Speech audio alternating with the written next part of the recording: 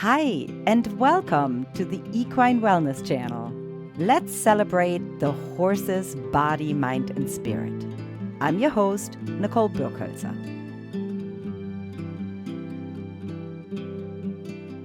Give me a reaction somewhere. So I'm going along. So there we go. There's a reaction. Did you see that? Yeah, so a little twitch. And whenever I get that, I always go back over it again just to see, because sometimes, like, the first time you do it, the horse is like, oh, what's that? But then if you do it again and it's still there, like, that's right, real. so there's like a twitch you see. And that's on the bladder meridian there. And so there's points here that, depending on where other points I'll find, like, those might all add up and tell me a little story about what's going on. So come down here, we'll go around the hip. So the point that you just found, what does that tell you though? I mean, it can be a couple of things. Look at him. So, I mean, if he was a riding horse, this is usually like the back of where the saddle would be. So it could be a potential saddle fit issue. Sometimes we'll also see just horses that are back sore. That can be a sign of that. Along the bladder meridian, specific to acupuncture, this is going to be the area of the spleen, the liver. So sometimes if we're seeing a specific Chinese medicine pathophysiology issue there, that can mean that. So you have to put it all into context. It's not just like, oh, this means this. Okay.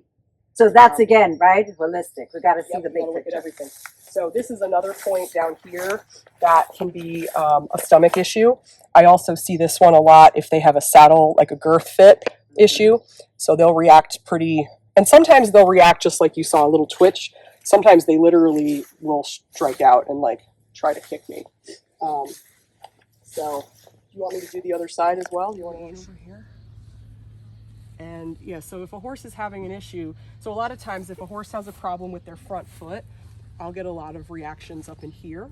And that's one of the, and then I'll say to somebody like, oh, are they having like, have they had a farrier issue or an abscess? And they're like, how did you know? Like, because they told me, yeah. Oh, I love not the way that they tell you, but so this is a point down here. A lot of times we'll see like whole back pain. They'll react here to this. So this is a shoulder one here in the bicep. Get some reaction there. For 30, almost 30. Yeah. Dude, you're doing pretty awesome, my friend. So you notice how he doesn't have the same reaction on this side as he did on the other side. So that's probably for him because of his injury. Like he's kind of one-sided in a lot of things.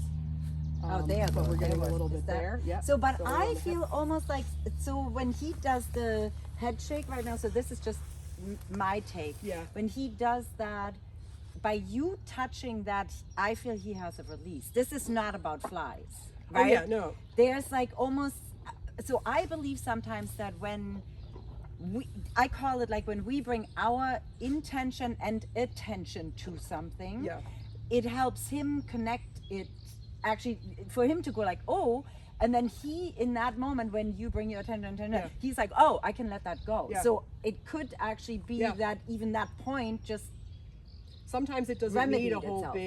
big production. Sometimes it's literally just a little attention to that area. So go over that again if you don't mind. Yeah, it's better. It's less of a reaction. And that again is also, he has an injury on the right hind, and the left is obviously carrying a lot of the weight of it. Yeah. And so no wonder that there would be even something that is a little challenged in the body because he carries himself. Well, and I think he too, because he gets this done regularly. I think he associates this with good things are going to happen. Yeah. So, and his favorite people are here now, so he's in a pretty good space right now. But yeah, and a lot of horses, especially when I do chiropractic on them, a lot of horses will, if I start to put them into a position where I'm going to adjust their neck, they actually will like throw themselves onto me because they're like, yes, it's right there. Please just do it. Please just do it. Yeah. You know, or I'll take their leg and I'll start to adjust their leg, and they'll like they know what it, after, it doesn't always happen the first time, but after I've worked with a horse before and they know sort of the drill and they know the pattern of what the adjustments are, like they will essentially do it for me. Yeah. You know, there's a misconception. You just need to give the opportunity, right? There's a misconception that you have to be like a big, strong, strapping guy to do chiropractic on a horse. And my teacher was probably half your size, and was adjusting horses twice the size of him. So it's a matter of finesse and precision and letting the horse do most of the work. And allowing the horse to participate. Right. So that's an interesting thing.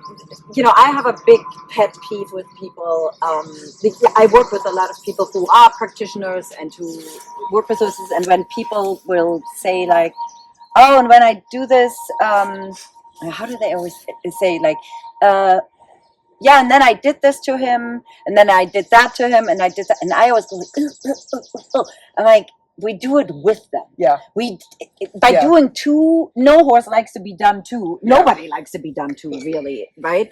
But the idea here, really, it seems like is this is a key to do it together, so that it's not so hard on you and your body. But I also feel it's important because the horse, I feel it's empowering. When they go, like, if somebody comes and it's like, here, I'm offering you this path, and they go like, I'm taking it. Right? That's also, they get to be part of the whole thing, and you know, the horses have so little choice, right, as an animal. So for him to actually be like, oh yeah, I know this. I'm gonna help you out. I love that. That's, to me, you know, I think that's another great thing about the holistic portion of you know, medicine, where, you know, just like with herbs, you know, he has this great field here, and what is he picking? Probably right now clover. Clover is big. Dandelion is already over. Well, dandelion is detox, right? Clover, this whatever. So that with the herbs and all the stuff, they get to be part of the decision making to stay well, which I love that. And I think a big part for me too, I mean, obviously not on my own horse because he knows me, but when I work on a horse for the first time, I usually will warn people, like, it's not going to look that impressive because I need this horse to recognize that I'm trying to help them. And especially if a horse is really shut down, or if they haven't had this treatment before, they need to realize that if they tell me to stop, I listen to them. You know, I'm not going to push them on the first day, even though there might be something that I really like. I really want to crack your neck, but you know, they have to want that. And by me saying like, okay, I acknowledge that that's there, and maybe we can do some other things. We can try herbs, or we can try some stretching, but I'm not going to actually put you in a vulnerable position right now. And then that allows me, the next time I come, they're like, oh, this lady listened to me. I'm going to, you know, trust her a little more. Rapport. And after a couple of times, you know, then I'm able to do the things that I wouldn't have been in the first visit or two.